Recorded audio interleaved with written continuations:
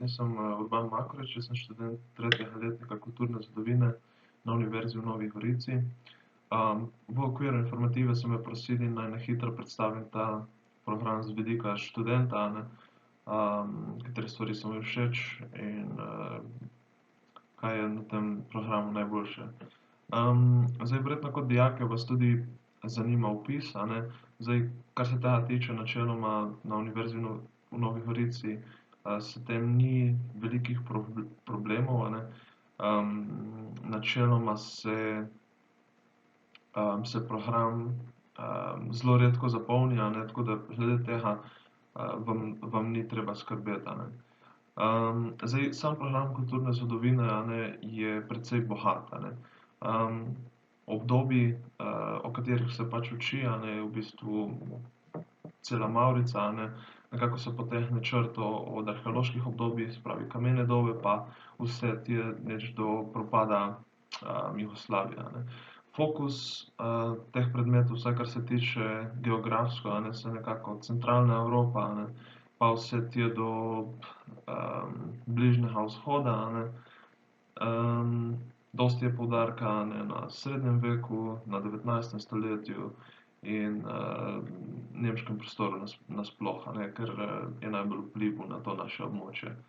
Zdaj, kar se tiče samega opravljanja izpitov pri predmetih, je to kar precej uniformno, a ne, pa univerzalno. Načeloma je treba za pristop k izpitu ali napisati eno oziroma več seminarskih.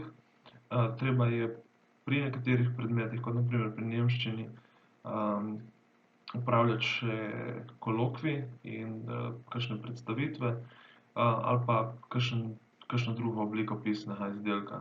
Zdaj, zelo pozitivna stvar tega predmetnika, ki je tukaj sestavljen, je to, da omogoča učenje tujih jezikov, a ne, ki pa pride izredno prav tudi pri predmetih v višjih letnikih in pa še posebej pri diplomi, v primeru, a ne, da se uporablja dosti arhivskega gradiva iz časa 19., 17., 18. stoletja.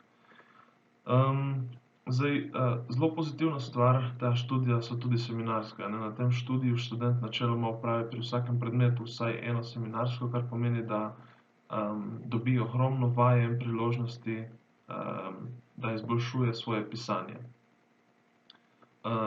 Jaz vem, da vsaj pri meni, no, osebno se je moja zmožnost pisanja besedil precej izboljšala v zadnjih 3 letih, a ne, in to je več ali manj posledica konstantnega pisanja seminarskih.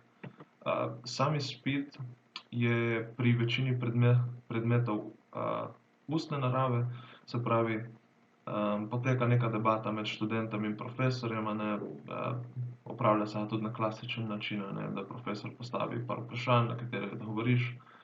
Načeloma so ta vprašanja vsa ali iz literature ali iz predavanj, a ne, občasno se pa dobi tudi kakšno vprašanje iz seminarske naloge. Je pa odvisno od profesorja oziroma od predmeta. Še ena izmed res dobrih stvari na tem programu je tudi, da je izredno dobro omogočeno sodelovanje tako na slovenskih in mednarodnih projektih.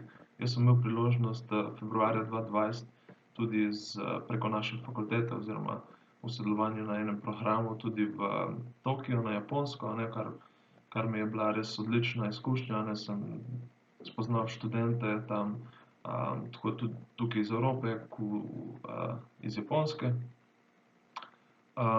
Je pa seveda ogromno teh projektov, a ne, ke so tudi v Sloveniji, a ne, in poleg tega, da omogočajo pridobitev referenc in izkušenj, a ne, omogočajo pa tudi zaslužek, kar je za študente zmeraj dobrodošlo.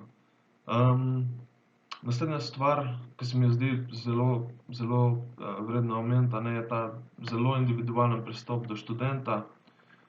Profesorji si vzamejo čas pač za kakršnokoli obliko pomoči študentom, ali je to spraševanje vprašanj na predavanjih ali vajah, a ne, zato si zmeraj vzamejo cajt. Seminarske naloge popravijo z res dosti detajli, a ne, tako da je ta proces učenja pisanja še toliko boljši. In tudi zaradi majhnega števila študentov konec koncev, a ne, profesorji so precej manj zasedeni in si lahko vzamejo še več časa, a ne. In jaz upam, da sem to izkoristil, a ne, vsaj meni je bilo to zelo, zelo všeč, a ne, ker so res, res pripravljeni pač pomagati.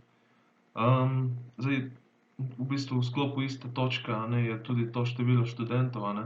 Zdaj za nekatere, a ne, ki so bolj vajeni kakšnega okolja, kjer je preprosto več ljudi, a ne, je mogoče malo čudno, a ne, da se na tem programu nahaja tako malo ljudi, ampak jaz vam povem, da mi ni žal, da sem se odločil za ta program, a ne, ker konec koncev študenti, ki pa smo tukaj, a ne, sodelujemo zelo v redu in nimam nobenih pripomb.